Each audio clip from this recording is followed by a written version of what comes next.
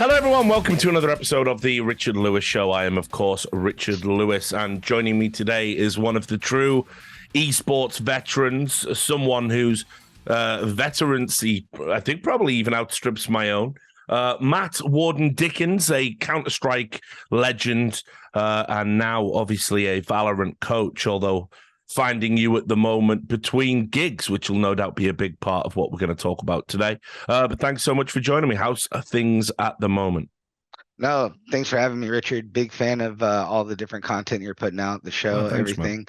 everything. I'm doing good. I'm hanging tough. I am between gigs right now, but I'm just using it as like a little bit of time to reflect, focus on myself, and make sure I'm ready for the next opportunity. So, yeah, I'm doing good, man. Like I Yeah, said, I've been well, enjoying your content. Like yesterday's video actually made me laugh out loud, like literally. And I don't really do that kind of thing. So I actually spit one out, just a big old laugh. So that oh, you're well, entertaining us for sure, man. no, I'm glad actually because obviously it's a weird time to kind of be between gigs and certainly you're somebody who I think like your expertise in the field of coaching players, particularly FPS players, I think should probably speak for itself at this point. I mean, you've had some like unbelievably long stints organizations, like freakishly long in our business. Like usually a coach comes in, you get a few tournaments, or if the team's not doing well, the coach is like the first guy that has to go. Like he's like the extra life, Yeah, for the no. IGL. But you had like I think it was, we're talking 2 years across, Andbox and NYFU in Valorant. Before that in CS, which I'm not going to talk about too much today, but obviously a really long stint in complexity. I think like over 2 years there. So I mean, you're a guy that like, when he's situated and, very loyal to the organization. So I am surprised that, I haven't seen you announce that you're somewhere new already. So what's your perspective on all of that then? I don't want to share like an entitled, sentiment or share like some kind of sentiment that I'm surprised to. Like, I think it's just a sign of the times right now. I think a lot of orgs are thinking more about firing than hiring. Yeah. And so that really hasn't, the whole situation with the economic downturn and yada, yada, yada. I don't think that's done me any favors right now. Mm. Uh, but in general, I think, with, Riot condensing down to several teams, the jobs became super limited. Um, Ascension teams also, they're not all of them are waiting to the new year, but a lot of them are waiting to the new year to budget and start hiring their coaching and GMs and things Hmm. like that then. So there's just limited opportunity right now. And I'm just trying to stay positive and patient. And, I've been here since CGS when our entire what we thought and what we knew was just swept out from under us. Like, Hmm. you know, I'm going to be around before and after, and hopefully some org sees some value in me and wants to, take up, take an opportunity. So I'm just waiting for that to happen. And I've been reaching out to tons of orgs, trying to stay, knocking at that door, and I'll continue to do so. But like I said, I think it's just more of a sign of the times right now, brother. Yeah, I think as well, because I talk to a lot of Valorant coaches, I mean, not just the guys from CS, obviously, that are over there now, but I mean, just a lot of them in general, because I think it's an area where I'm kind of fascinated to watch how the coaching is going to develop in a game that does have these extra elements to it, like you have a draft Yeah. component to it, as on top of a FPS. So I've been paying a lot of attention to it. But and when I talk to the guys, they all say the same shit. They say like at the end of the day, it's like a viper's nest. Like you've really got to be super careful. You spend so much time walking on eggshells because you've got somebody above you, a GM, that you report to, and you've got to keep them happy. You've got a team you've got to work with. And at any time, if they turn on you, you're pretty much fucked because, Correct. like they don't play for you. What you're going to do? You've got Riot, who you have to also stay in their good graces, or you essentially can't have a career because they're a very dialed in developer in terms of their ecosystem. So it's like a lot of the coaches just feel like, this is like just an insane, mega stressful job that they're doing, and that they're always on borrowed time. I mean, like I said, I've been lucky enough to not necessarily be in the coaching role for over a year now with NYFU and Ambox. So I've actually had a really wonderful coach, and we had a Mm. great relationship. And I can say that if our relationship wasn't great, it probably would have been way more stressful for him. Uh, and I can see how all these coaches are saying that if you're reporting to management who's not happy with results or happy with how you're coaching, and on top of that, like you're saying, if one of the players decides that he's got a friend coach that he thinks can do a better job than you, or just decides that they don't need you at all, uh, it's a real problem, and the longevity is not there. Like Mm. I hate to say it, and I'm not trying, I don't want to come off as like old, grumpy gamer guy, but like, I do that, so it's okay. yeah, I got sure. us covered for that one. But it really does pay for coaches to attach to players nowadays. Mm. If you can find a player or two that you're really good friends with, that you guys work together well, trust, value each other's work, it's a good thing for you because you can coast from team to team with that player, as we've seen many times with different coaches. Yeah. And it's just the way it is. You see that in pro sports too. It's not something that we don't see. And I do think if you're going to be a coach, I think that is kind of a beneficial strategy. Not one I've employed successfully so far, but I do think that is a good strategy for coaches nowadays because, like you said, the job is so fickle. If you don't have that player support, you're really crawling. I mean, you're just marching up a hill backwards in the snow. Like it's going to be an uphill battle for you. You're either going to have to prove yourself and earn that respect from your team, Mm. or like you said, you're going to lose it very quickly, and it's going to be a short stint. Obviously, someone who had a lot of longevity in orgs. When you went to Andbox, there was about a year-long period where you went through a lot of players, and you sort of did have that revolving door policy almost. I don't want to necessarily call it that, but you can tell me what you think about it all, because it's strange, for someone who understands the benefits of development, and then here's a team and they have all these players coming in and out. Yeah, it wasn't a revolving door, but we did change the roster a lot. Mm. I'm not gonna. There's no denies about that. Over the course of 2 years, we had a decent amount of changes. A lot of the changes were sparked when we lost Ye, and that was when you have a player like Ye, there's a lot of recruiting power. People want to play alongside Ye. They want to play with a very powerful player. And we lost Ye. We did lose a lot of our recruiting power. A lot of players went from being interested to playing with us to, no, I'm not so interested anymore. Thank you.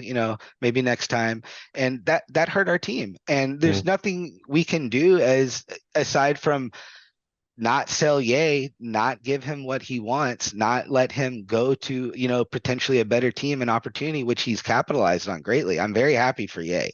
Like, he left our team and he went on to do great things. And that's exactly what I wanted for him. I would hate to see him leave our team and go and squander away, but that's not what they did. They went on to win tournaments and be at every international event, and he's built a brand for himself, and now he's on a team franchise team next year. Like, I'm very happy for Jacob and everything and how it's worked out for him. But it did, the reality of the situation is it hurt a lot of our chances in recruiting power. It wasn't Mm. just Ye. We lost Brad wanted to leave the team. He wanted to join NRG. Ye wanted to leave and join up obviously with Vanity and Co. Or excuse me, FNS and Co. And eventually end up with Vanity and Co. And it's just a problem when you have a team like this that gets labeled as a farm team, and all these other pro Yeah. teams can think they can just pick it, message your players randomly at night and start telling them that, hey, why don't you come over here? We're paying double and we're going to win this and we're going to win that. It's just, it's hard to compete. And to be honest, it's just the way it is, the way it's always been. Players are going to talk. They're going, they do it in the NBA. They try to convince other pro players to maybe take a little pay cut, come over here, maybe win a title. There's just people that talk and manipulate situations, and that's the way it's always been. And I don't try to fight that, and I'm not necessarily resentful and angry about that. But the reality of our situation was it was a very tough time from that Mm. point forward to build that team. A lot of interest faded, and it was just tough. We did what we could, and it might have became a little bit of a revolving door. But when I know a piece isn't going to work and I know something isn't going to work, I'm not going to sit on it and just throw money at that. Yeah, And yeah, that's what I did. Every time I understood we were not going to be competitive, I made a change. And I stand by that. I've done that with every team and every iteration I've ever done, building Counter-Strike teams, building Valorant teams. When you know something doesn't work, why do you keep trying to, there's development and then there's understanding something is not going to work. Like, you know what I mean? There's like seeing a path and developing that path and understanding there's potential, and then also understanding this is a waste of time and money. We need to move on. yeah. And I mean, when you say that you were a farm team, it's I get it because we've had loads of teams across multiple esports where it's like, they find incredible talent. They punch well above their weight. They get some good placements. You think, wow, could they like win a trophy? And then every time, the star player goes, the second star player goes, you find two more. Okay, we're back. Player goes, player goes. It's super frustrating. But on the one hand, I mean, that does say that you're always going to be competitive because whoever's picking the talent, I assume in this case, you're always going to be able to assemble competitive rosters because you've got the magic eye. it's true. It's true. But like I said, it hurts. It hurts when you find a yay, you pick up a yay when no one else is picking him up. You build out a little bit of a win, you build a roster, and then people come after that. I saw that in all, it happened throughout all my Counter-Strike, renditions too, and Blame F was getting messages all the time from damn near the day we picked him up, like asking him, you sure you don't want to be in Europe, and just all kinds of people just talk. And it's just the way it is. And it's just an issue that if you're a coach or manager, you're going to be battling, on some level. Maybe you have trustworthy players that don't go out and want to have those conversations every night. That's great. But like 20 years experience tells me people are going to talk. And Sure. there's nothing we can do to stop that. The good thing about Riot, being in a Riot game is though, like in League of Legends, they do, at least on a surface level, have like rules about that. You can be penalized for what they call poaching, I mean, otherwise you're getting into the murky world of tortious interference, which is obviously, Yeah, but you can't stop two players from claiming they're friends and having a phone call. Sure, exactly. Well, I mean, that's how a lot of the poaching goes on now, right? The managers will say to the players, "Why don't you ask him?" 100%. And I'm not going to sit here and incriminate people, but that 100% goes on. Like it's just they know better. They know they shouldn't be making these messages themselves, and they have the players talk to each other. And it's just like I said, I don't even want to fight that issue. I don't even necessarily think that's an issue. That's just factual. And it was an issue for us, and our recovery from that point forward until we poured gas on the fire right before VCT, this last VCT to try to qualify and make a name for ourselves and get franchise. We were on limited money and limited just recruitment power. And that was we went like 6 months of just tough times. Like literally had 4 men on the roster most of the time, just trying out different young players, things like that. So, great time at Ambox. I really enjoyed my time, but it was a tough time for us from the moment we lost Ye till about early in the year. And we were able to get a roster together that was actually competitive. We ended up losing to a team that I think we lost to 100 Thieves, and they went on to like win it. And like we had very competitive chances to win that match with the team we recruited off like a month of practice, like 1 month practice. So it is what it is. I'm actually disappointed in myself that I wasn't able to accomplish more in the first 2 years of Valorant. Having been given the keys, I thought, in my head coach, me and him both share this sentiment. We both thought that we should have been able to really establish ourselves as like a top 3 team, but that's not what happened, and life moves on. I'm looking for my next opportunity to try to show what I can do again. Well, let's talk about the early days. I mean, the Andbugs team had two dudes that obviously we both knew from Complexity, Android and Yay. And when you put that team together, like, I don't know. I mean, was there that immediate expectation that you guys were gonna, because I saw a lot of Counter-Strike players back at the start of Valorant.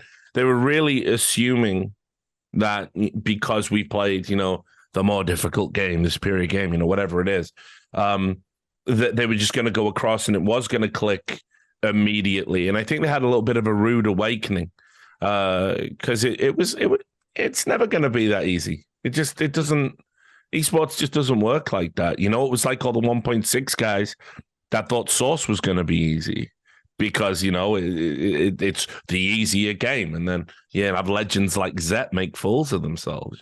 So No, I hear what you're saying, and I will say that kind of, maybe, I don't want to use the ego word, but just that kind of thinking was definitely prevalent at the start of Valorant. That like Fortnite kids aren't gonna be able to hang, which obviously some of the Fortnite kids have very much made that clear that they can.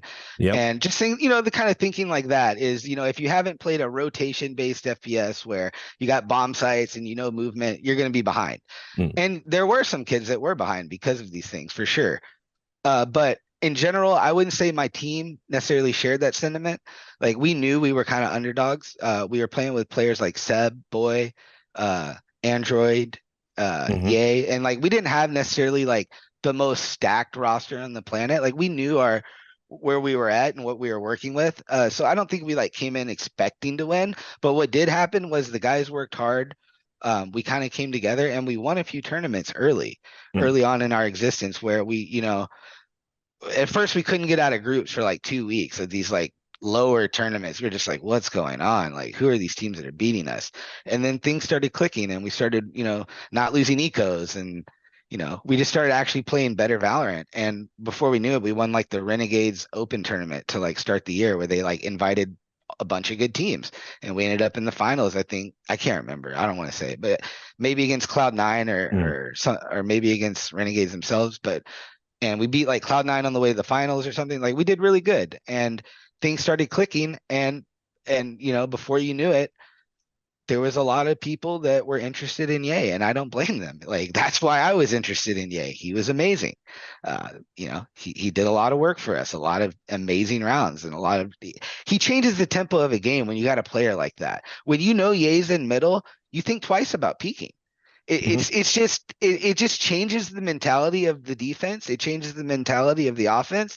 If Ye plays a site, you think twice about going to that site. Maybe we can stack the other site, just knowing that they know Ye plays this site. Like, there's just lots of things you can do with a player like Ye. He's just a very powerful player that, if a smart tactical leader gets a hold of him, it's a game changer. It's a complete game changer tactically. And we were doing a lot of good stuff with him, and he was making it very difficult, and people took notice. So it is what it is. And like I said, I have no animosity towards Jacob, and he made the most of his opportunity, and I couldn't be more proud of him. So yeah, now look, I was gonna say about that. I mean, I think people maybe don't realize, it's tough to lose the really, really good players, but it's like, again, you think about, people who've been in similar positions, it's like you can't be angry at Lionel Messi for going to Barcelona. You know what I mean? Like I said, it happens over and over in real sports all the time. Yeah.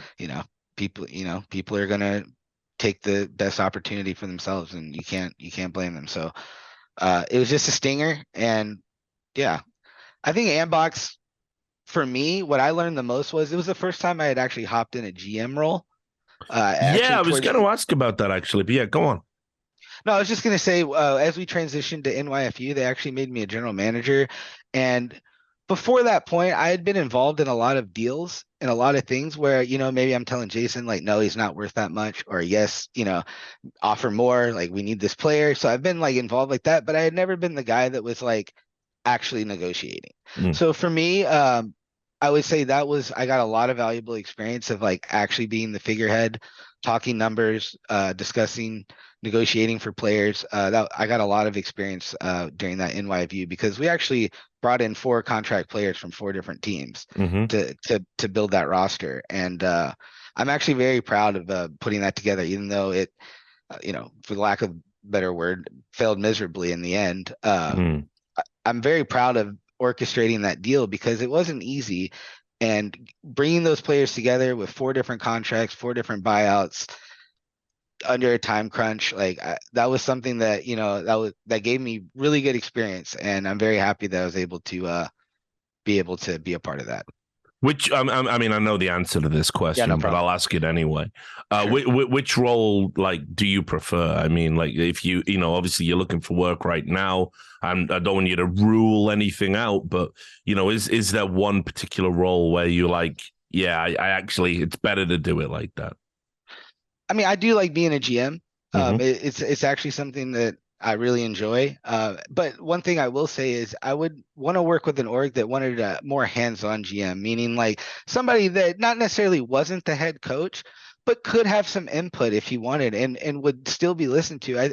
I don't want to be completely separated from the game ever. Hmm. Maybe that's a bad thing in that sense. But I love the game. I love working with players. I love tactics. I love strategies. I love CT setups. I love rotations. I love everything talking about the game. So like if I went pure GM, like a lot of these GMs do nowadays, where they're just kind of more focused on the players, focused more on, the business side of things, flights, things like that.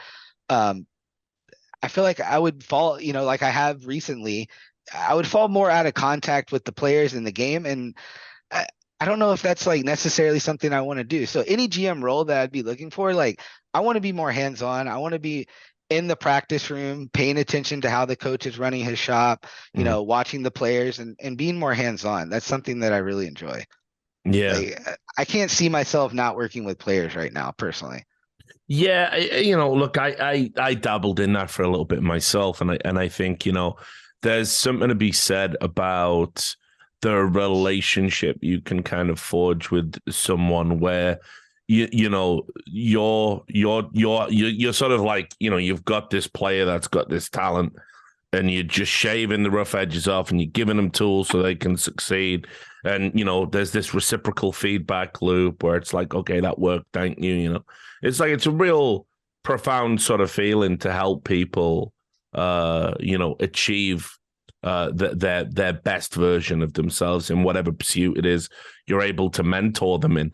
And I've said this for years.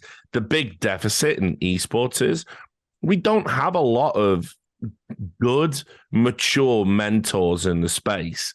And like you say, when players are talking with each other, and you've got a 21-year-old that's looking up to a 22-year-old, and by the way, they both got terrible habits. It's not like just an age thing. Yeah, this is why I think the NA scene has had so many like compound problems that ran over from CS into Valorant. So it is, I sort of do miss the coaching, even though it was never really my forte. No, I hear you. And just for me, like working with players, it's always been I've been a player before, so it's like I've gone through what they're going. For instance, it's just simple stuff is like, you hear players say, "Man, when I'm DMing, I don't feel like I'm getting any better. I feel like I'm Mm. wasting my time." I've heard that probably 1,000 times as a coach. Like, this is a waste of my time, and it's just a simple explanation. No, it's not. It's compounding, man. It Mm. feels like a waste of time. Like if you sit down and you like embrace it as a waste of time, it'll be a waste of time. But if you sit down and you say, every day I do this for 10 minutes, I'm getting better at my aim. So I'm going to focus hard for 10 minutes and compound it every day, you're going to get better. And Mm. I've had that conversation with probably, I don't know, no less than 100 players now who they get this mentality because it is. You walk around a corner, a guy's camping with a Dr. Pepper shooting you in the side of the head. It can easily make you feel like this is a complete waste of time really fast. But you just got to power through those moments, those games where you get a bunch of campers, or those games where you've turned the music up and you're not exactly as crisp as you want to be. You just power through it mentally and you keep playing. But there's just hundreds of examples like that where they don't know necessarily what to do, Yeah. they don't know the right advice, and I do, and I've been there, and I can provide that for them, and that's very satisfying for me to see them develop and see them continue down that path. Like, And to be honest with you, Richard, like this whole revolving door thing kind of bothers me a little bit just because I've always been a kind of guy that like I want to find a group of 5 people that are dedicated to themselves Mm. and work with that. But what I've found more often than not is the players won't even dedicate to themselves. They all want to cut each other eventually. And Yeah. like Oh, that's yeah. Yeah. how do you work with that, you know? And I'm never going to call out names here. This is private matters, but I've worked with several teams where within the first 2 weeks of picking up a guy in a honeymoon period, they're telling me this guy isn't going to work and he's not good enough. And it's like if you're not even going to commit to each other as 5, what do you have? You have nothing. Yeah. And like that's what I've honestly been looking for, and I may just be looking in a rabbit hole at this Mm. point, but I've been looking for 5 people that go, yeah, coach, we want to commit to each other. We want someone to come in and help us learn with each other. We know XYZ is not as good an aimer here, but he brings this to the table. Like I want a team that understands that not everybody's gonna bring superstar aim and stuff. Like there's a lot of skill sets a team needs to win. And that's what, for instance, I'll just say this, and I won't call people out, but Seb was on our original Valorant team. He's one of the most well-rounded players and people I've ever been around. Mm. Yeah, he had some issues as a player. He wasn't very vocal sometimes. He didn't always have a clear-cut plan, but he would listen and follow you. But honestly, Richard, for his downfalls, he was one of the most clutch players I've ever seen in my life. Mm. That kid won more 1v3s, 1v5s, 1vx than I've ever seen anybody in my life. And that's got to count for something, damn it.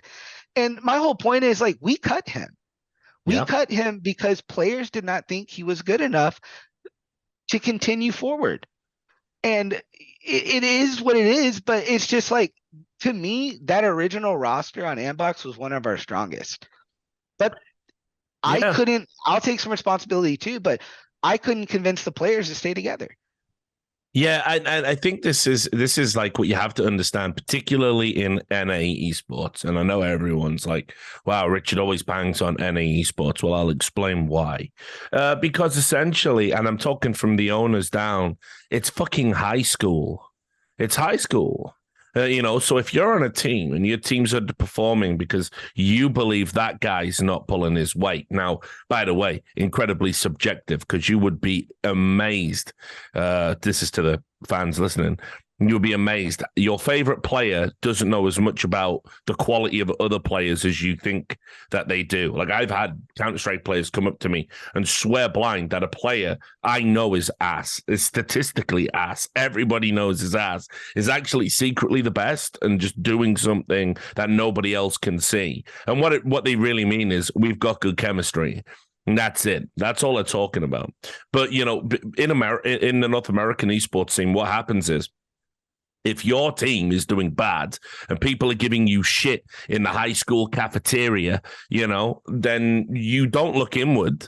You want that to stop immediately. You might also have friends in your circle like gassing you up and enabling your worst excesses, which, all about that in the Counter-Strike scene.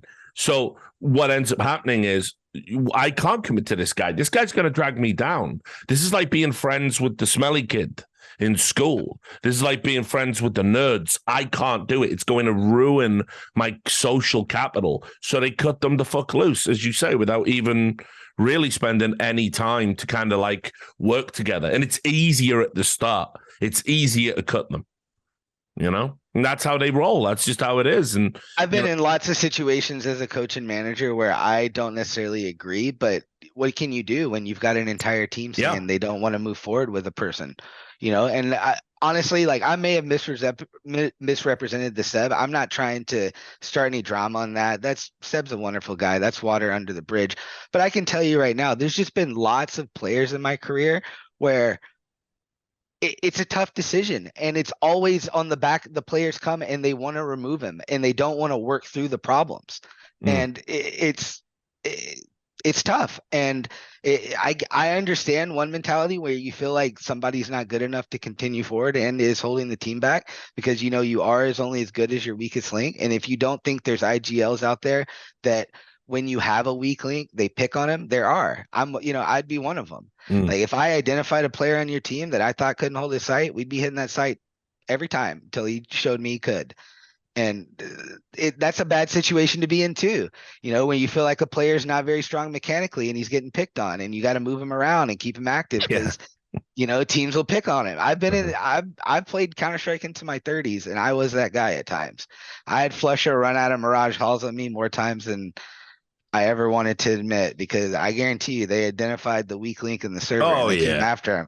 yeah. They came after him. Had it And happen in probably the biggest game of my coaching career, where we had to move our AWPer like in just completely defensive passive positions. We had to just do a complete middle of the half, like you're never going to win a duel against this guy. Like you're getting fucking wrecked. Like you drop have, the op. yeah. Like show me plan B.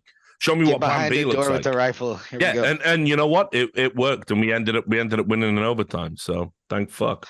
Yeah. But yeah, it is what it is. So, like I said, I'm definitely not trying to bring up any old wounds, but there's just been lots and lots of times where the teams are just not willing to bind together, like move forward. And a lot of the times it feels like replacing is the only option for these players. So Yeah. that's NA in a nutshell. That it's been that way for quite a while now, in my opinion. Yeah, and look, not only that, not only is it the whole high school thing as well. It's like the sort of collective, there's no sort of consequences for any of it, because like you say, if the players have a coach that's on board with them, the couple of players that control a roster, then there's nothing anyone else can do about it. There's just nothing. If you could be the best player on the roster, they don't like your attitude, you're gone. They'll even encourage some of their other friends peripherally to like say things publicly like, yeah, he might have good stats, but he just baits his whole team, or whatever it is, to create a fake narrative around a player. And these things go on in Europe too, but in NA it's just a hotbed of like just childish bickering and self-interest over team interest. No, I think you hit the head on the nail there. I think, like I said, I think self-interest is really, self-preservation, really, not just self-interest, just Sure.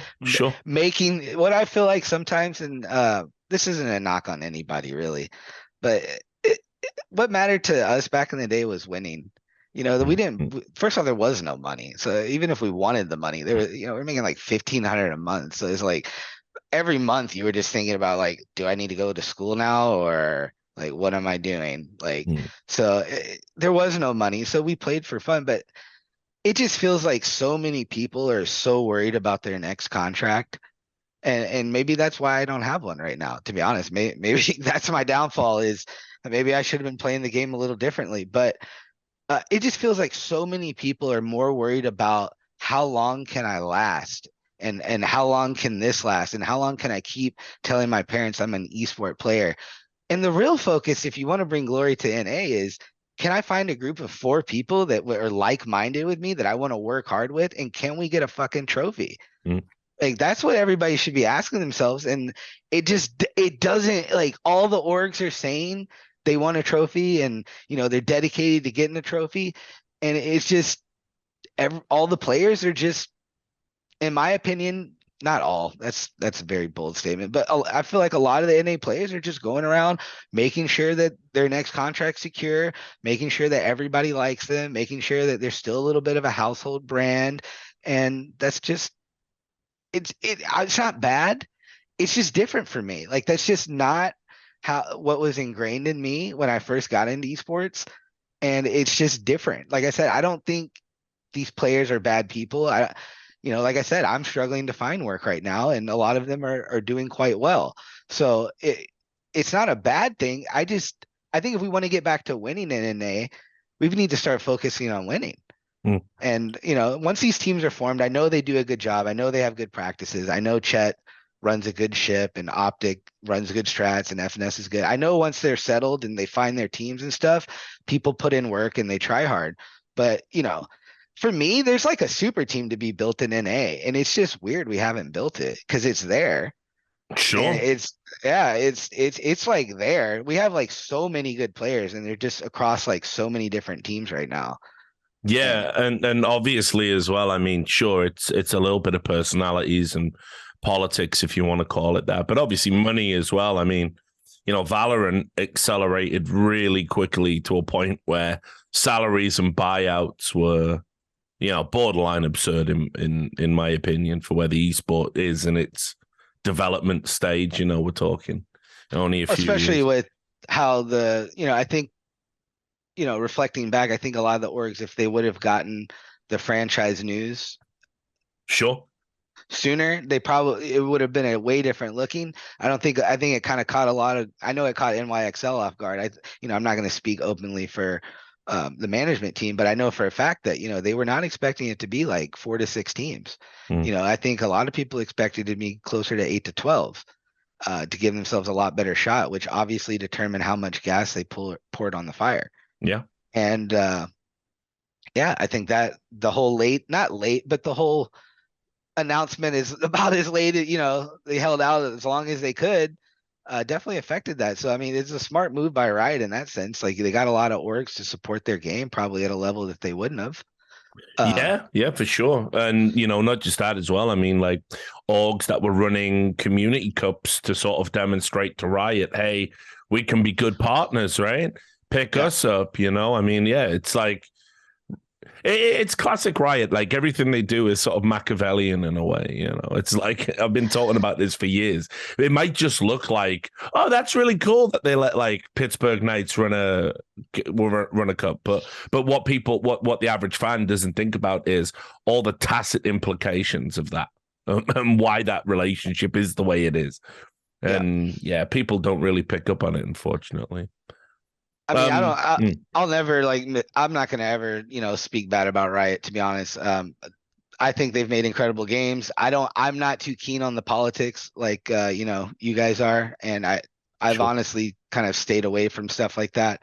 But in general, I know one thing I do like about Riot, and I will speak good about, is I played Counter-Strike for 20 years and I've never seen support or a game developer take an FPS the way Riot has taken Valorant and it's crafted and shaped that game. And as an FPS player, that has to make you excited. That the meta is changing, that the agents are changing, that we've got a developer that if you tell them something, they may listen and make changes, where we've played Counter-Strike for 20 years and that just is not the case.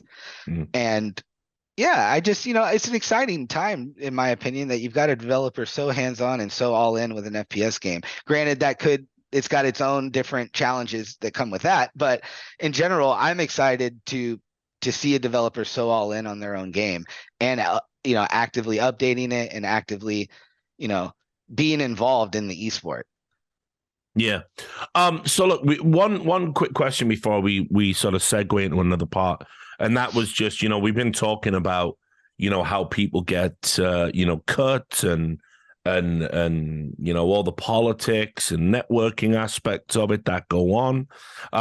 So from the horse's mouth, I mean, what happened to you? I mean, we just didn't get our franchise spot. That's basically, if we had the franchise spot, I was going to continue moving forward with the Valorant team and helping NYXL develop. And at the end of the day, we didn't get the franchise spot. We had to basically cut our team loose. And but there was nowhere, because it's a huge org, right? I mean, we're talking like 3 If you want to know the teams. truth, exactly what happened was Farzam, the president, good friend of mine. I have a lot of respect for him. He was very open and honest with me the whole way through. I didn't feel shaded or misled at all. He basically told me that he was going to try to get me in the new COD season, that they're going to be making some manager changes in the COD team, and that he was going to try to, no promises, but that was maybe something he was going to try to do. And long story short, they ended up picking up a player. I don't even know which player. I didn't focus on it at all. They ended up picking up a player that was coming with the manager. And that was just, I know how deals work, and they needed this player, and this player decided they wanted this manager. He had the whole team on board. There just wasn't much hope for me in the situation. So he was very honest with me, and he just basically let me know at that time that he'd love to work with me in the future. But the COD management role didn't work out. They don't necessarily have anywhere to place for me. They don't want to just make a job for me, which I totally understood. And at that point, they let me go. Yeah, I mean, it's sort of weird. It just seems weird to me because I think about organizations like Evil Geniuses. I know I talk about them a lot at the moment, but and how they always seem to find just something for their people to do internally. Now it's not always successful, but they've got like some tremendous minds over there that I'm pretty sure you could put them on almost any project and you would see, well, maybe apart from teams, maybe, you would see some sort of modicum of success or something interesting would happen, right? But, for you to kind of leave in the manner you did, where it was like, and everything's up in the air right now about what players are going to do and everything, and kind of just, we've had this coach here all this time, worked super hard to build the roster that they had at the point you left, and obviously they couldn't find anything for you. Yeah, no, I mean, like I said, I was disappointed, but I couldn't be upset with them in their process. They were very up forward and straight with me the whole way through. There was nothing really for me to be upset about, to be honest. They were very kind to me in my exit. There's just nothing for me to say bad about that org. I enjoyed working for them, to be honest, and I would gladly hop at the opportunity to do it again. It's a great org to work for. If anybody ever gets a chance to, like, great people. The city of New York's amazing. They're really trying to embrace it over there. So was disappointed as you mentioned that they weren't able to find something else for me to do, but that's the nature of the business. You're only as good as your last accomplishment, Richard, and it's been a minute for me. So I know that, and I'm hungry. I'm ready to hop back out there, find some people to work. But you mentioned EG. I think you misspoke. Maybe you said EG instead of NYXL, I think. No. What it meant was like EG. Sorry. Find a way to keep their people they've got over absolutely. there. They got like a fantastic set of coaches and some real like talented minds. And it's like they've had a bunch of failures on the team front, but what they've done is they've moved people around, like brought in a new coach, but you stay and now you're like the head of development or whatever. It's like I don't want to have that continuity. I would love to work for EG as a former player from them. It'd be like working for alumni. So I don't want to talk bad about anything they're doing over there. It is what it is, but they've got a lot of people in director positions and doing different things, and I have no clue how they run their operations. So there's really nothing for me to speak on, but I know if given the opportunity, I would definitely hop on board with an EG job. I think they're a good org to work for personally. I want to talk about when you joined up with the NYXL guys, New York Excelsior, because obviously they were a group of people that I believe it was Sterling VC, the Sterling VC group. Is that right? Is the parent company?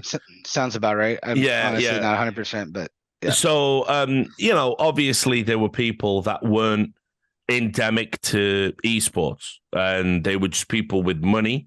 They came in and they had like they picked up the Excelsior team in the Overwatch League, then expanded into Call of Duty with the subliners, and obviously then the Valorant team, the Ambox team, part of that.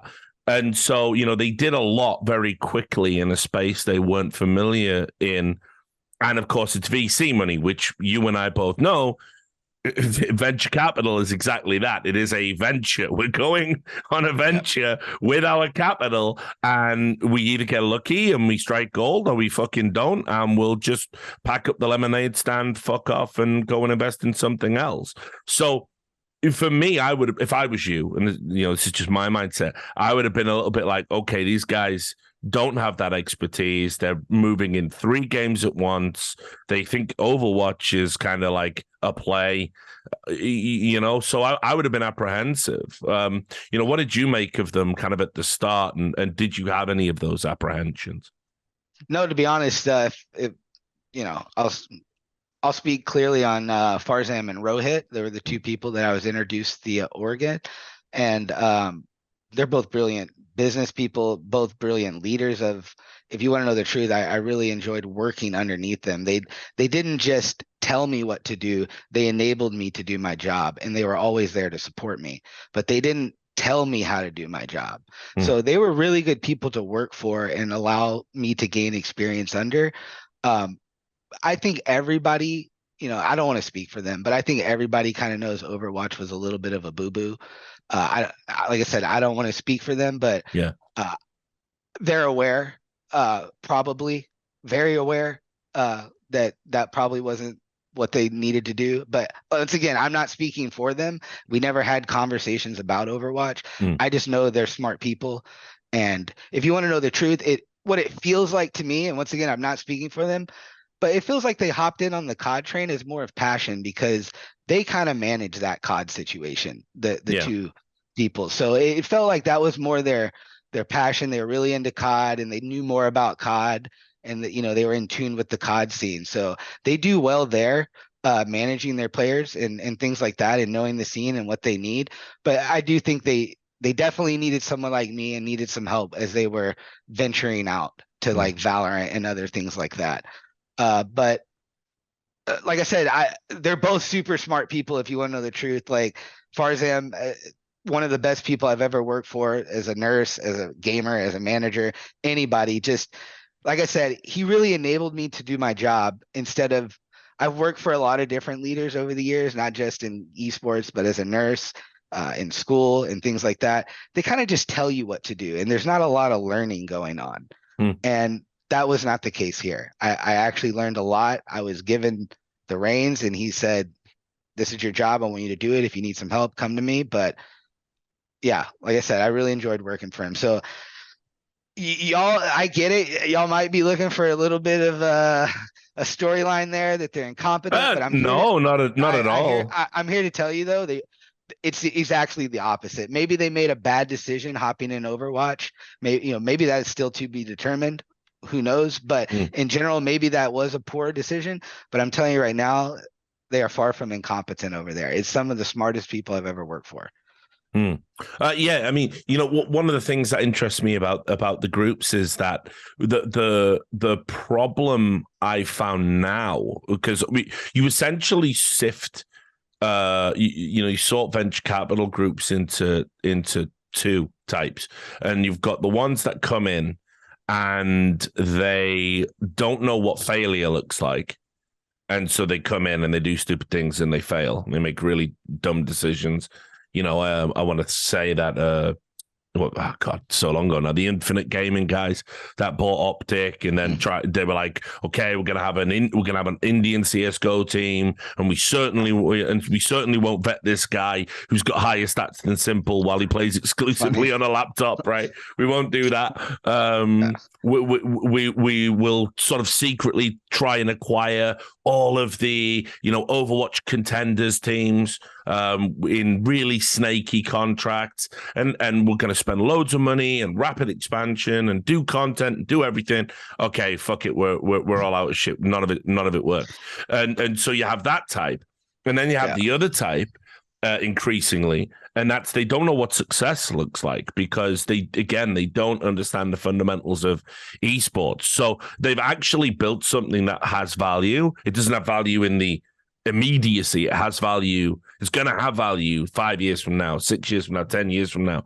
But they almost kind of don't realize that relative to esports, what the success looks like. A lot of people think esports is bigger than it actually is. And I've been saying this for years now. We're still not big. We're a conduit. We're being used as a conduit for other big things like influencers and stuff. We're not the main show. And so, yeah, it's like I find working with a lot, or just talking to a lot of the VC guys, this is just in my experience. It might not apply to your dudes, but yeah, I do think they're like almost stupefyingly blinkered at both ends of the spectrum about exactly what esports is and where it is. No, I mean, yeah, I think I'm not in these marketing meetings. I'm not a marketer, Right. but I think a lot of this stuff is probably sold you know, in a lot of these meetings when these sponsorships are sold, you know, these inflated Twitch numbers, and we can reach XYZ amount of people, and you know, they're just sold something, you know, or we can hit your target audience, you know, Yeah. that's the big one is, you know, The stop wasting your demographic money you on want. ads. Yeah. Yeah, we're gonna get you really fine-tuned narrow to where you want to be on your advertisements. Like, and I think these are great selling points, and I think it's gone a long way to like really pushing us to have more dollars than necessarily, you know, lack of a better word, sense. And yeah, I think that's kind of where we're at. Where and now the investors are realizing, okay, like wasn't the worst investment in the world, you know, like, but let's back to reality here. Yeah, Like, exactly. you know, I Yeah. think that's kind of where we're at, more or less, is, you know, I don't think the current investors are necessarily upset and just outraged, but I also think people are re-looking at the situation and going, come on now, you know, like this $210 million FTX deal from TSM, like that's insane. Like everybody knew when it hit, it was insane. Nobody knew what was going to happen with the company. Like we all thought FTX was as stable as, at least I did. You know, I'm not a crypto guru, and I'm definitely not a crypto hodler just sitting on a mound or anything. But Thank God for that.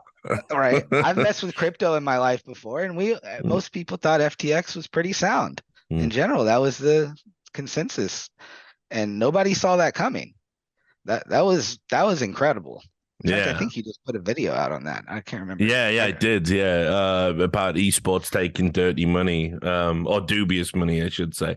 Yeah, I Although, watched a little bit of that. as it turns out, yeah, I'm probably right the first time with the FTX stuff.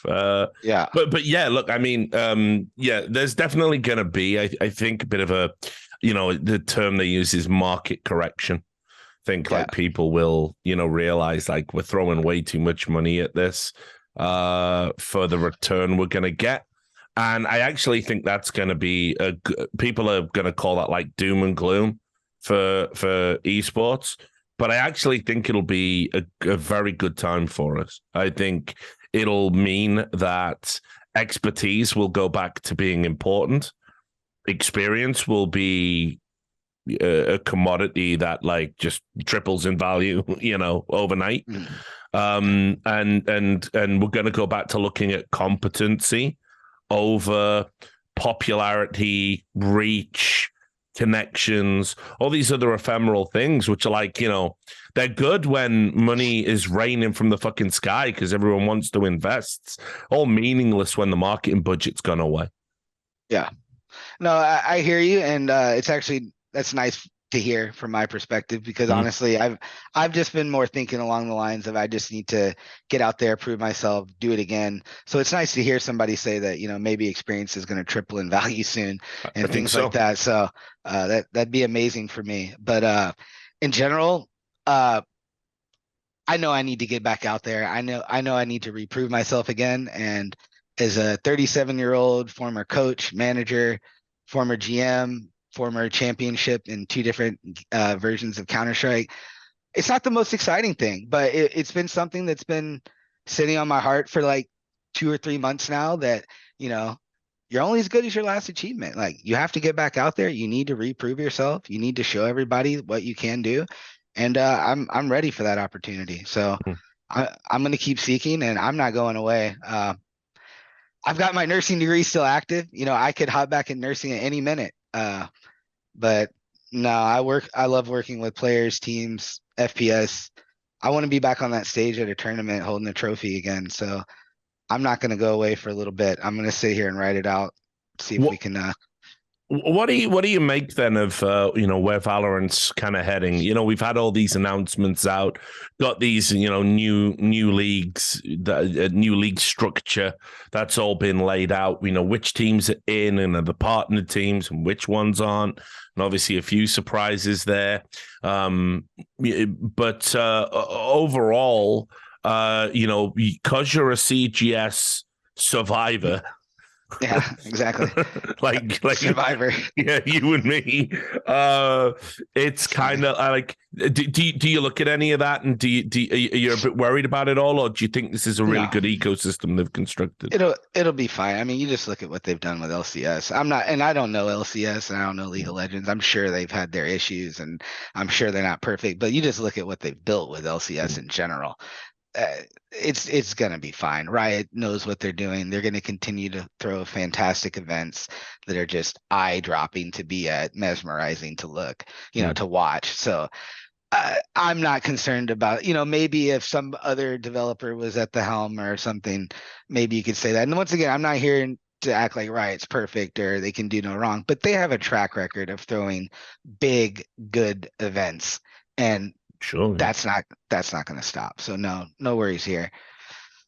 What about the opportunity aspect of it though? Because it's still not really clear, right? Because in franchising, and this isn't franchising, it's pseudo franchising. I didn't have any problems with it, Richard, when I was a player in CGS. Yes. How can I have a problem with it now when I'm on the shit end of the stick? Well, okay. Well, because the reason I'm asking is obviously it in Europe, we love relegation in our leagues. We love the idea of a team being successful, but then one bad season, anything can happen. I see what you're getting at. Yeah, and we love, small teams coming up. I'll just use the English football league as an example. It's not how I would have done it, but yeah, I mean, what can I say? Like that's the system they put in. They're trying to establish relationships with orgs they know will be around. That way they don't have to worry in 8 years that Joe Schmo's org has decided to blow up internally and now they've got a real problem. So it's just business decisions from Riot. And I don't blame them for, going this route. They're going a very safe, effective route where they're not going to have to worry about their selections in the future. And yes, it is going to hinder, what is it, one team a year gets a spot for 2 years total, and then they have to fight again. Like it's very limited to get into the league. I get it, but I do understand why Riot's doing it. It gives them a lot of protection on the back end. They don't have to. They have one org per every 2 years. They have to, per region. They have to really worry about that. Is this org something that we want to have in our league? Are they reputable? Are they good people? Are they financially stable? Instead of 4 or 5 orgs, they have to worry about these things. So I understand it. And like I said, the whole issue of, am I sad there's limited spots? Sure. It sucks to be on this end, but I can't be a hypocrite when I was a player and every Counter-Strike 1.6 and Source player felt left out because there was like no teams and I had a spot. I was okay with it then, Richard. Well, yeah. I mean, so do you support the franchising in general? Do you think it would be good if we adopted that very American model? Yeah, I think franchising. No, I think what Riot has done is good. I don't necessarily agree with only having one spot open.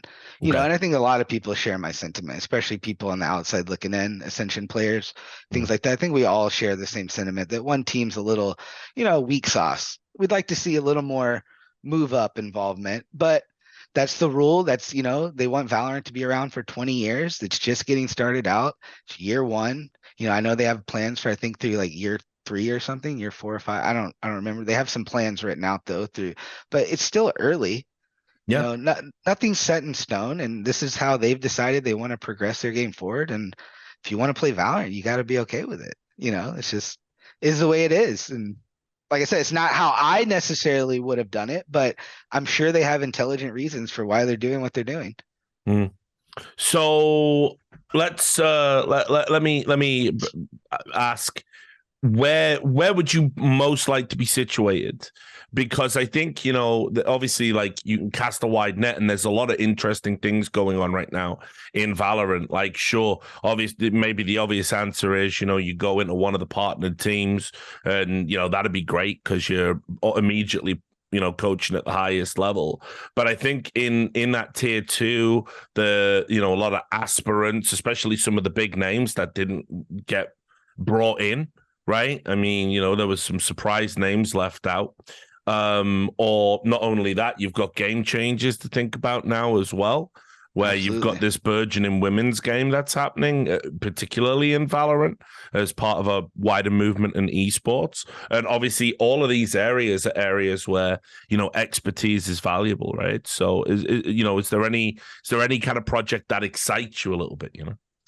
I mean, yeah, I'd love to work with the new G2 Ascension team, to be honest. I know they're going to be looking for some type of manager eventually, so that excites me. I think all those players are amazing. I also would love to work with any game changers roster. I'd love to like make a stamp on the game that way where, look what Rob Wiz has done with SR and Mm. Shopify Rebellion. Like he's a former pro player. We all know he's talented, has a good knack for the game. He's come in and made them not all Rob Wiz. The ladies have done a really good job themselves too, but he's come in and it's clear that they are playing better Valorant. Mm. And they're playing pretty high level Valorant. And Yep. I'd love to do that for a ladies team as well, a game changers team, and come in and help them, show them how to practice, show them what a playbook looks like, show them what dry runs look like, show them what perfect timing on an execute looks like. Like I would love to be able to do all these things, and would be super excited for an opportunity like that, to be honest. Yep. So I I would love a GM, but I know at this point that with orgs doing more firing than hiring, it probably isn't going to be the case. And so I'm looking to have my eyes more on my head coach position right now, to be honest. Be more in the server, make sure I get that hands-on time with the players like I'm looking for. And yeah, head coaching would be amazing. Any of these opportunities. I've been sitting on the sideline now for about 3 months, Richard, with nothing super substantial to grab at. So beggars can't be choosers. I'm here. I would take anything, to be honest. Mm. I mean, obviously, though, Valorant is your home now, right? I mean, you wouldn't think about coming back to the nightmare. Well, I mean, That's not true. I would think about Counter-Strike for sure. Yeah, absolutely. I think the two really, obviously I think Valorant's a little different. I think Counter-Strike's a little more dumbed down in a sense that like you don't have a 900 abilities flying at you. Like it's more like not a dumb game. Obviously that's not what I'm saying, but like instead of having 3 abilities across 9, tons of agents, now you've got the same abilities across, every, it's just dumbed down in that sense. There's just less combinations of craziness that's going on. And to me, the two go hand in hand. Like you start looking at rotations, you start looking at leans, you start looking at like the fundamentals of each game, outside of the abilities, and they're just very, very similar. So absolutely, I would, I'm a Counter-Strike player at heart, Richard. Don't ask me if I'd come back to Counter-Strike too. Well, the reason I say that is there's nothing left, not in NA. Of course, yes. I don't even know what you would be doing. To be honest, there's a couple projects that I'd like to get in there, but like you said, I don't even know if I was given an opportunity to work with EG, I don't even know, I don't even know what kind of impact I could make over there, because there's like 14 players and 2 or 3 coaches, and it's like, who's in charge? Like I don't even know who's in charge over there, and I'm sure they do. I'm sure they have some kind of structure, but like how do you?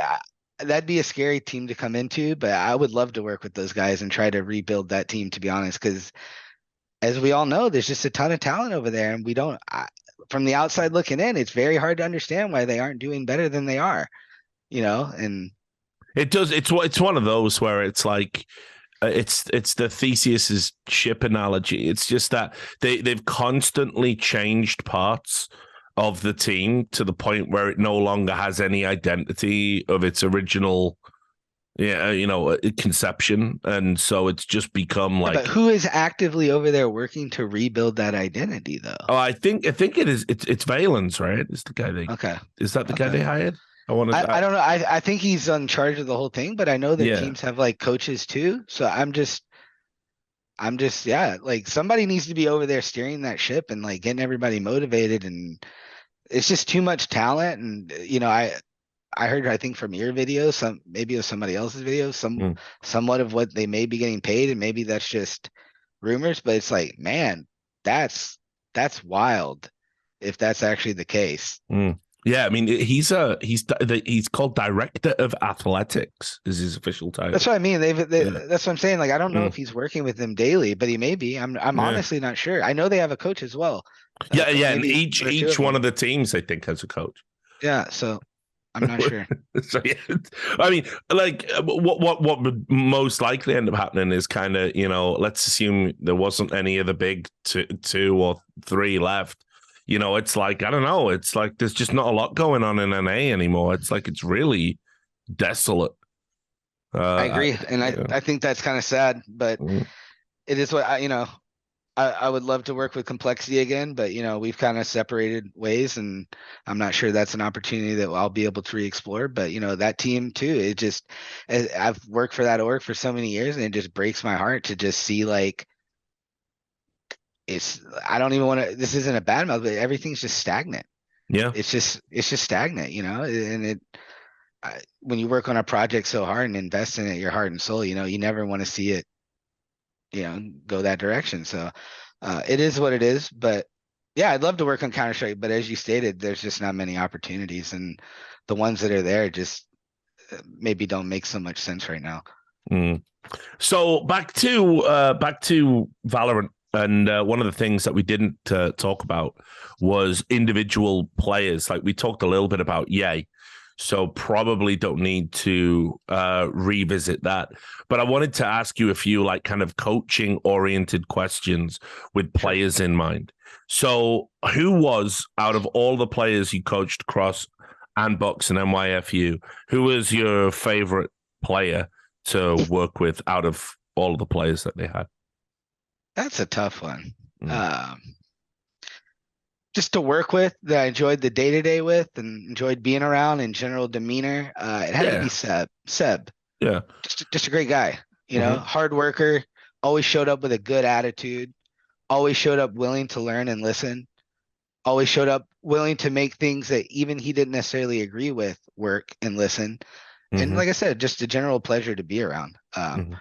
Not saying that the other players were not. I think all the players that played with Seb can also coincide with me and say that he was just an amazing teammate and he was a lot of fun to be around every day. So I'd have to say Seb. Okay. What about which player do you believe out of all the players you coached had the overall highest potential skill ceiling? Because it might be easy to say yay, but as you know, you It's might way too work. easy to say. Yeah, yeah, but there might have been a player in there who had like a lot of potential, but just never Let's realized it. just skip yay because the answer is yay. Okay, right. Let's just say outside of The yay. second one, yeah, right. Yeah, Apart from let's yeah, just because let's not do that.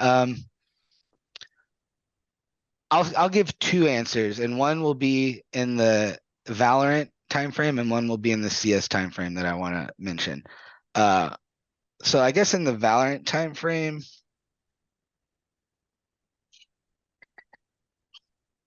people may not agree with me because he still has a lot of development to go. But I think Lear shows a lot of promise in the okay. future. He obviously needs to stay focused on the game and work on the mental and understanding of rotations and blah, blah, blah, blah, blah. There's just a lot to absorb. But he's young, he's talented, he has insane aim. He's very ice cold, meaning I've seen him in several big time situations where he doesn't even bat an eye. Mm. It's just practice again for him. He's just back in the server. And like these are things that tangibles that you don't see very often. A lot of the time, you got a guy that's in scrim mode, but then you also have a guy that it's that same guy. You got to work on his match form Hmm. because he doesn't have the same confidence as he has on Wednesday when he was just running down through double doors and just slamming heads. It's now match time in a big match, and he knows this is not behavior that you can consistently get away with. And he's just a different player, so you have to work on his match form. And I'm not saying Lear's a perfect match player. I'm not saying, but I saw several times where he was in scrims again in some of the biggest matches of his life. He was just scrimming. And like you don't have tangibles like that very often. Like I Right. don't just see people super comfortable like that very often. So and another person I'll say, actually two people from the Counter-Strike is Def, and then obviously I've got to mention Obo. Mm. Because Obo is once again natural performer.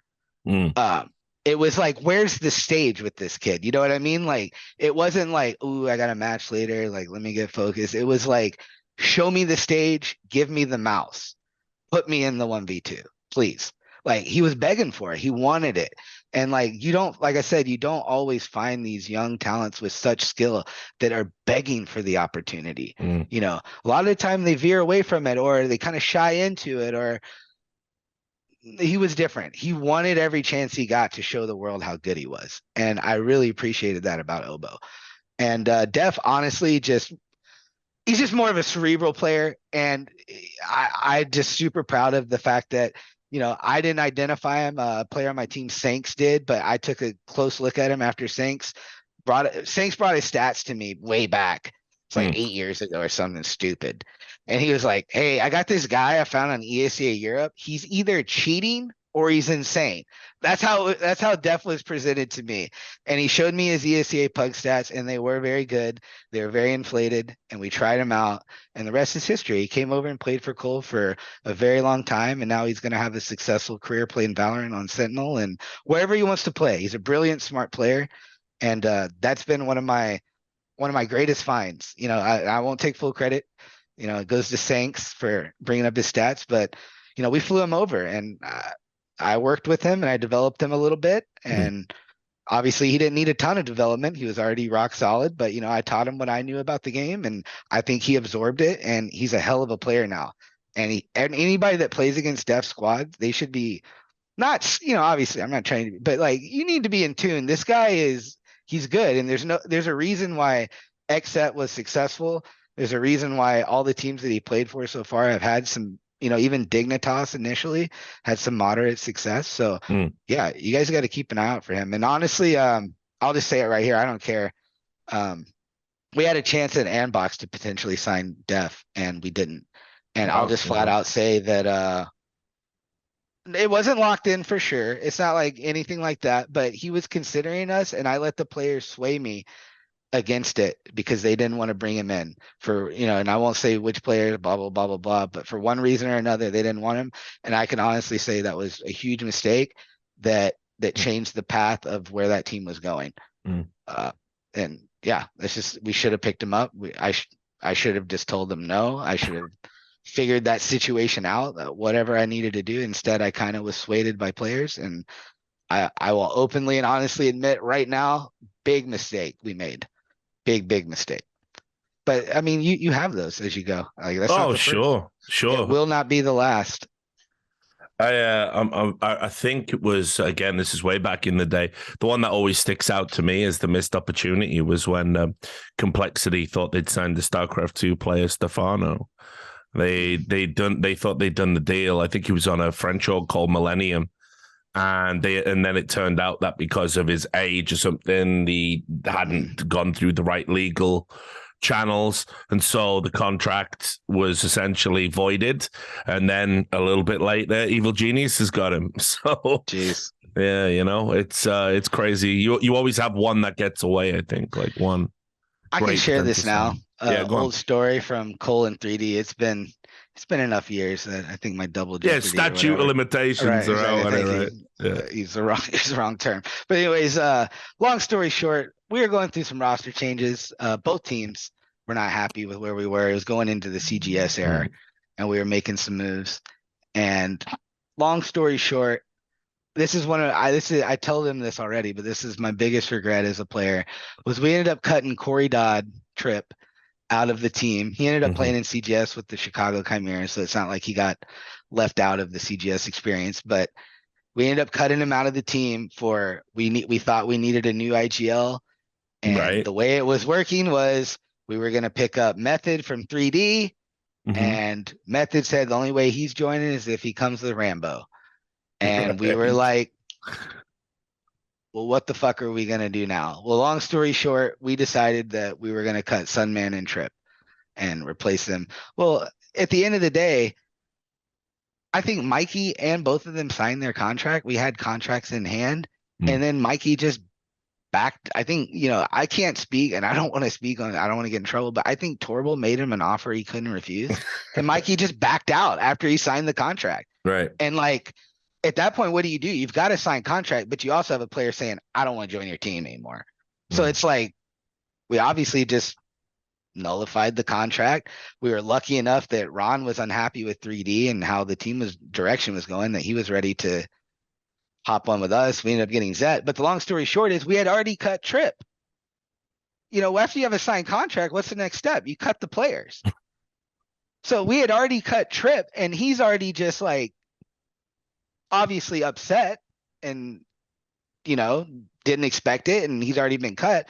So it's just like, that was the biggest clusterfuck of stupid shit that led to us cutting somebody that, to be honest, is one of the greatest Counter-Strike players of all time. And it just made no sense. We were in a funk, we were struggling, but that just goes to show you, like, I was young too. I've been involved in team drama and mess and crap and players getting cut and hoping it wasn't me. Like, I've been involved in the self perseverance game too. So I know these kids are not outside. I've done it. Nobody's beyond this. Like, it's the pressure of the situation. You're playing for the best team in the US, and you've got your manager Jason Lake coming to you saying, yeah, we're gonna be making some changes soon. Like, your first thing is saying, like, I hope it's not me. You know what I mean? Like, you're a kid. Yeah. So, and I don't expect any of these other players and kids nowadays to be any different. And it's just the nature. It's the nature of the business. And if we can ever find a team that's really just kind of gravitates to each other, and it's like, and I love Jason. I'm not trying to say this, but like, a lot of it back in the day was like, we gravitated to each other as players because it was like, we got each other. Like, even if Cole isn't here tomorrow, like, we're gonna find a new org and keep going. And like, that was a special bond I had with my team back in the day. Maybe it was because we were making peanuts. Maybe that's a bond you can only have when you're making circus peanuts for salary. But I think there's something to be said about that. And if a team can come together and look outside of like salary, as long as people are I want people to be comfortable, but it just feels like it goes beyond comfort nowadays. It's like, okay, now you've got your comfort, now you got your team, let's get to work. And it's just like, first signs of problems, either XYZ wants more money, or this, we got to replace this guy. And it's just like, when can we just say, we've got a team, you're being paid handsomely, let's work through our issues? And I feel like that is so rare in NA. And I'm not saying there's nobody out there doing it. I can't have my eyes on every team, but I feel like that mentality of like, let's bond together, let's get something. It was like it's like the Fallen mentality back in the day. They came over here, they found a sponsor that would literally house them, like give them a hot house to live in. That's all they wanted. Enough just to pay their bills, buy some toilet paper and some meals. And then they got to fucking work and they became world champions and the money followed. Who would have thought? But I feel like NA's got it so ass backwards. They want the money and then they might get you a trophy.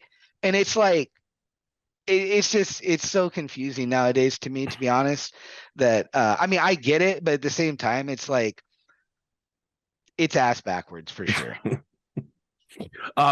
So there was one last question that I wanted to sort of tap into, and that was just to sort of talk a little bit about, coaching styles, right?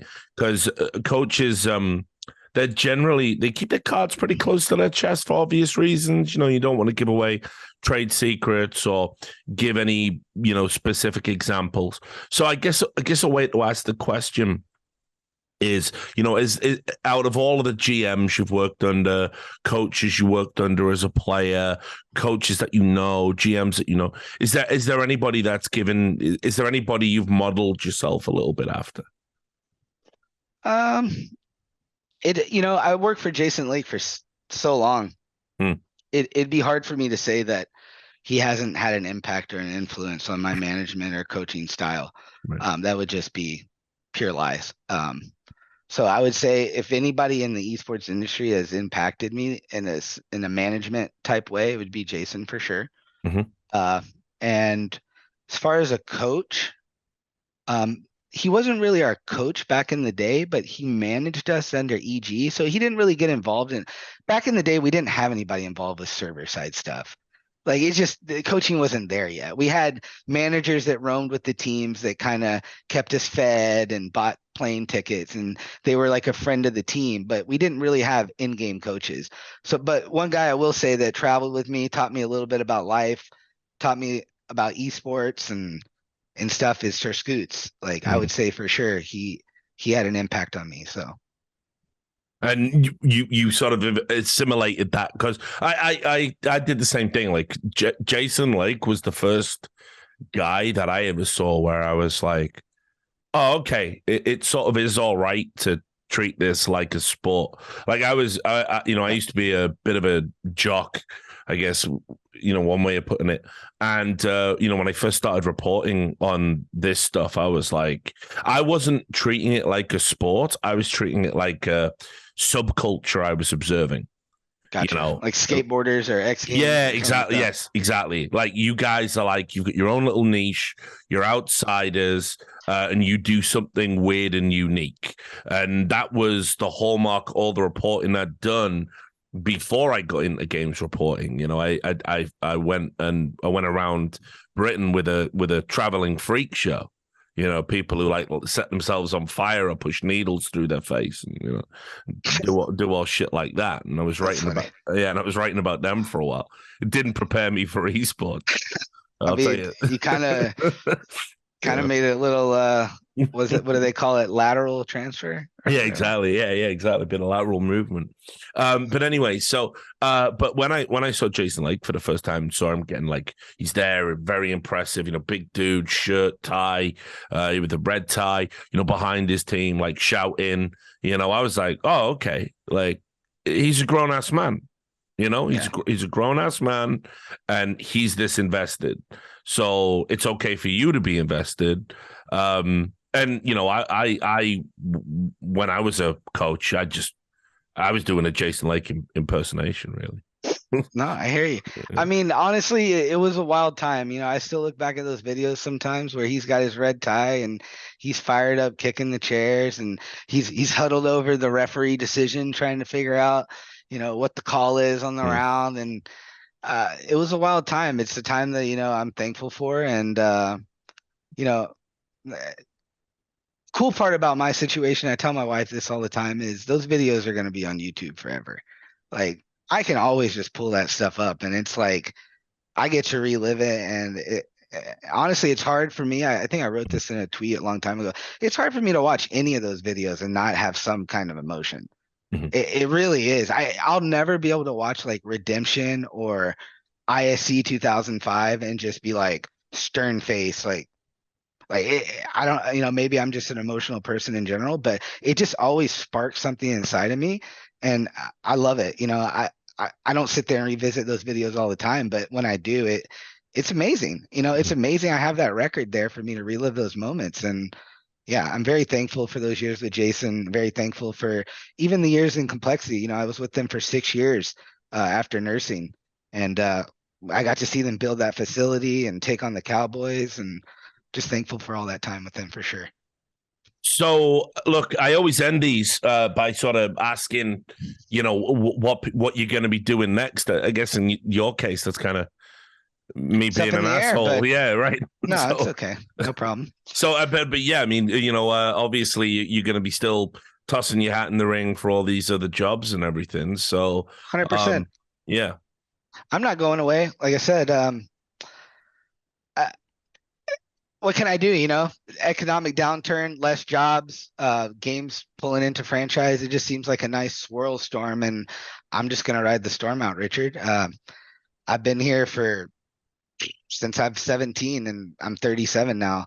I've seen lots of different rugs pulled and all kinds of stuff, and I'm just looking for my next opportunity, and I appreciate you having me on the show to kind of get that out there.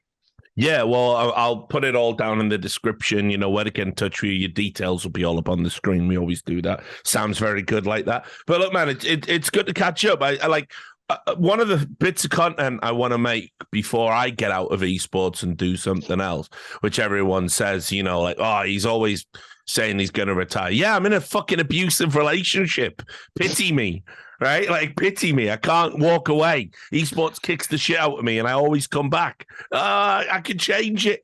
But so I want to do the definitive story of the CGS 100%. Okay. Yeah, I mean, we can do that. I got a lot to offer there. But, yeah, I know. I heard you say on a episode the other day that, you kind of regret, maybe getting into this industry. Yeah, I was totally. I was thinking to myself the other day that, as I'm going through this trying time, where I'm not able to find work after, I feel like I have given a lot to a lot of different people and a lot of different time in general. Yeah. That idea does swirl in my head, is like, is this something you regret giving your time to? And maybe I'm not quite there yet with you. Maybe I'm not quite as jaded, but I remember thinking, damn, it's sad Richard thinks like this. It just made me sad because I'm not quite there yet. And I don't ever want to get there. And I'm actually hoping you find like some kind of work that like inspires you, that like kind of brings you back, because you do really good work, man. Yeah, well, thanks a lot, man. I'm sure the same is true of you in a coach capacity, even though you've never coached me, but you've always been a guy, that I've looked up to. You were, I used to talk to the dudes over in Complexity and CS, nothing but good things to say about you. Obviously, you worked under Jason Lake, but both when he was a fucking fiery character, and, absolutely, and when he was a teddy bear. So no, I actually got to see that transition, and that's another thing I'm extremely proud of. Is he's got it documented how he has his struggles in the past, and now and I can honestly say, me and Jason butted heads for sure, especially on the way out of Complexity. We didn't know it, but we're friends and everything's behind us. But I can honestly say that guy, I've never seen a human pull a 180 like that guy. Like, go from having issues and struggling to being family man, work man, somebody you can rely on. I'm just extremely proud of him and his journey as well. So.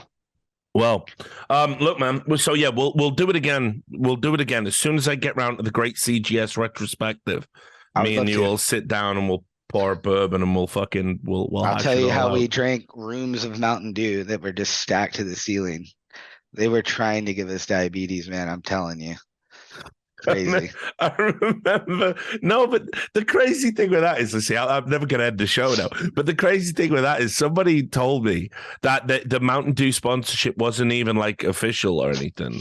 I don't know if that's true. All I know is we walked into an apartment room we all had the key to, and it was stacked floor to ceiling, every cubic foot, including the kitchen, with just 12 packs of any kind of Mountain Dew flavor on the planet. Like they had Voltage, Midnight, Code Red. It was ridiculous. And we all had an unlimited key. I'm telling you, like, we did some damage to our bodies that summer. All of us. That's how we used to party back in the boomer days. Rooms full of Mountain Dew. But anyway, Matt, seriously, great to talk to you and to everyone. I hope it's been enlightening, informative, picked apart some of the stuff you might have been interested in, and certainly hope that we're going to see Matt back coaching very, very soon over in Valorant. And that is the end of the show. I hope you enjoyed it. Make sure if you do, you leave a comment, you like, subscribe, you do all that Zoomer shit. Helps with the algorithm. I don't fucking know. Who knows? It's a mystery to me these days. And we'll be back probably in about a weekish with another rad guest. So make sure you stay tuned. Thanks for watching. Until next time, take care of yourselves. Thanks, Richard.